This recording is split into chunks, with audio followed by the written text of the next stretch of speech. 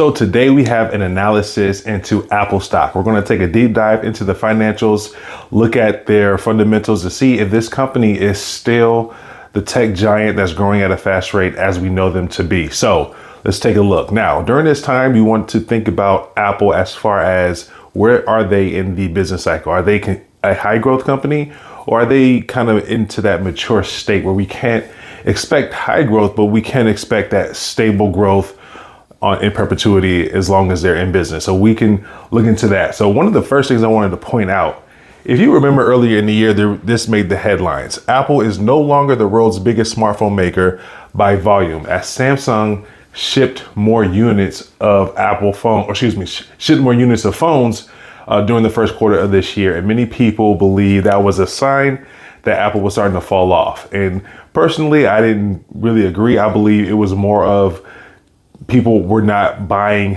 new iPhones. They were still iPhone users. They didn't switch over to Android, but as we know, Apple is notorious for barely improving their product and issuing out a new one each year. So I think people just got tired of the lack of innovation. They weren't interested in buying a brand new phone with one or two more features. So they just kind of held on to their old devices versus people trading in their iPhones for Androids. So I don't believe this was as big of a headline or a scare as people made it out to be. But we want to keep that in mind as we're thinking about this business. Now, I mentioned earlier the business cycle. We always want to make sure we understand where the business is when it comes to the business life cycle. So when we think about Apple, we know that they're not declining and we know they're not in the introduction stages. So we know they're not there. But where are they? Are they continuing to be that high growth company, or are they in the mature state where it's all about stable, consistent margins and stable growth? Still growing, but just not very high from year to year, stable. So I believe Apple is in this mature state of a business. Now, when you think about this, there's no set timeline. A company can stay in each of these states for a very long time. As we think, say, Coca-Cola. Coca-Cola is definitely in the mature state, and they've been there for decades, and they'll continue to be there for a very long time. It's going to be a long time before they start to decline. However, we want to make sure we accurately identify where this business is. Now, one thing I do want to point out, we have this thing called life extension. So as a company matures and gets to the decline stage, sometimes through mergers and acquisitions, they can kind of have a rebirth and continue to grow. I tend to look at it a little bit different. Now, it depends on if they transform their current products and then they'll have this continued life cycle. But I think about a company like Amazon. We think about they started with their books. Of course, when it comes to book sales, they're either in the mature state or they're in the decline state with that. But when it comes to e-commerce, that's definitely maybe mature growth. So maybe the e-commerce part is here as they are a third-party seller. If we look into Amazon getting into healthcare, then that's going to be a new product that's going to grow and get into that growth stage. So a company can have different products that are at different points of the business cycle.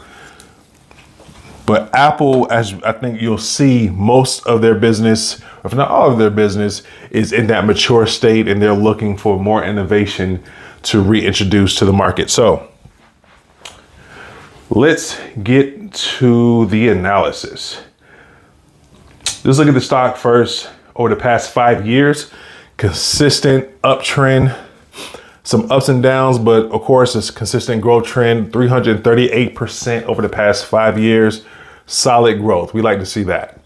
Now, looking at their segments, we want to look at a business and understand the business for what it is, not what people say it is, not our assumptions. Look at the actual results and allow that to speak to us, to tell us the story of the company. Now, looking at their segments right now, Apple is 52% of their revenues from iPhone, and second is service for 22%. Then you have wearables, and then Mac and iPad at 8 and 7% as the last two. Now, we want to look at something. I always like to look at how this changes over time. We always want to know where the business is trending to, if it's trending to another direction. So looking at 5 years ago, we see that the segments are pretty much the same. A little bit less iPhone, or excuse me, a little bit more iPhone 5 years ago. It's gone from 55% to 52%. But for the most part, everything is pretty the same. So that's a sign of that maturing company where they have their identity, they know where they are, versus someone like Nvidia, where data centers is just taking over their revenue. Now we see with Apple over the past 5 years, their business mix, their segment, where they get their revenues from is pretty much the same. So we want to keep that in mind as we move forward. Now, looking at the revenues, we see going from 182 billion to 2014. Right now, for the past 12 months, $385 billion. Consistent growth over those years. A few years where they had negative growth. We see 3 years right here where they were negative. 2016 was their worst year there with negative 7%. 2019, 2023, negative, but small negatives. And we see that they pretty much rebounded pretty solid over the past or the next subsequent year. We see right now they're not trending much growth here, 0.6%. So you want to keep that in mind. Over the past 10 and 5 years, we got 8.5 and 8.9% growth respectively on average. So pretty solid and consistent growth. I consider this low growth. Anything below 10%, I consider low growth, but this is really a mature growth company. Looking at gross margins, pretty consistent at 40% over the past 10 years, 42% over the past 5 years. So a little bit gain there in efficiency, but for the most part, pretty consistent at that low 40% range. So pretty solid there. Going to net income. After they make their money, when they bring it into the business, they spend all their money. At the end of that, how much money are they keeping? So we see that for over the past 5 years, for every $100 that they bring in revenues, they are holding on to about $25. So just under 25% profit margin there. We see that over the past 5 years, we have an increase of 15% on average versus 11.9 over the past 10. So a little bit of increase there. But again, pretty consistent here, pretty solid. We see a big jump from 20 to 25, but again, for the most part, they're averaging around that 25% margin. Pretty solid there. Let's get to the cash flows. Cash flows should look similar to net profit. We always want to see that cash flow conversion. So that looks to be solid as well, pretty much in line with the net profit as we expected. So 13.1% average growth for their free cash flow. So we also want to keep that in mind as we think about the revenues. Revenues are growing at about 8%. Cash flows are going at about 13%. So we like to see a company bring in that cash and be consistent in that area. Looking at the leverage, the balance sheet.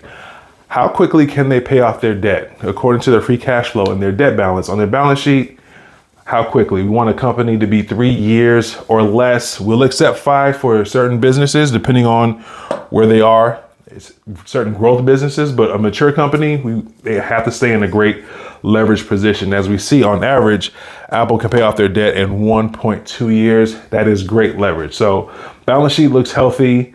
Let's look at the dividend.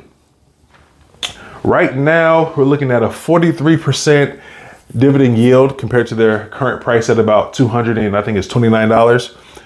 Payout, 15% of their cash flow is paid out in a dividend. That means that this dividend is very safe. They've been growing it at about just under 6% per year. That's a solid growth rate for a company like this. You don't want Apple to be paying out something or growing their dividend at a high rate, given who they are and the fact that they can still create new industries and put money back into their business at a high rate of return. So you don't want the payout ratio to be, you don't want the growth rate to be high, and for them to have a payout ratio this low and a company who's growing their cash flow, think about it. They grow their cash flow at 13% as we just saw, and they're only increasing the payout of dividends at about 6% over the past 5 years, which means the pot of money in which they pay the dividends is growing a whole lot faster than they're raising their dividends. So that's a good position for them to be in. Very great dividend policy, I believe. Very safe dividend. Not a company that I would consider something to put in a dividend portfolio per se right now, because they're not interested in paying out a ton of money in dividends, and they shouldn't be. But very safe and solid dividend for a company that's generating solid cash flows. So let's look at the shares outstanding. We want to see this trend down as we see it doing so. We want a company to take that extra cash flow and not just pay it out in a dividend, but give value to the shareholder by buying back shares. So every year we see that they're reducing their share count. This is what we expect to see from a mature company from or like Aapl. So we like to see this coming down, and the existing shareholders, they're giving you extra value by buying back shares, reducing the share count. So more of your shares owns the rest of the company. So we love to see that. Now let's look at the economic value added. Are they creating value by keeping their doors open? It's not just about revenues and profits. I want the company to earn a return on their capital, their debt and equity, that's higher than the cost of that capital. So the interest rates and the opportunity costs for other opportunities that they could have with that cash. So as we see, Aapl is earning a 45% return on capital employed. That is amazing. With the cost of capital, that's only 4.55%. So 41% value create at the rate of value creation based on their returns on their capital. That's an amazing rate right there. So that's awesome. Looking at the industry average, they have a spread of about 29%. So they are performing this much better than their competitors when it comes to how efficient management is using their capital to create a return. So Aapl wins there. So now that we looked at that, let's look at what analysts are saying that Aapl is to grow at. Before we do that, let's take a peek at revenues real quick again. We see that revenues over the past few years, 8.9% growth. Analysts are projecting that Aapl will grow at 11.1 years over the next 5 years. Excuse me, 11.1% over the next 5 years. But they've only been doing it about 8.9%. So that means analysts are projecting some type of new product or price increase, something that's going to grow this company at 11.1%. However, as a conservative investor, if analysts are saying 11 and they've only been doing 8 for the past 5 and 10 years, I'm definitely not going to go with 11. And I will reduce that down. I would say I believe that they can maintain a 7% growth over the next 5 years. So we'll go with that to look at their valuation. Now, at 7% growth, Aapl is going to be valued at $230, just $1 above market value. So right now, based on this rough estimate and my assumptions, Aapl is fairly valued right now at $229. Now, if I'm wrong and the analysts are right, and Aapl grows at about 11%, that means right now the intrinsic value is $266. So you're getting a $37 upside if you were to buy right now at $229 based on an 11% growth rate.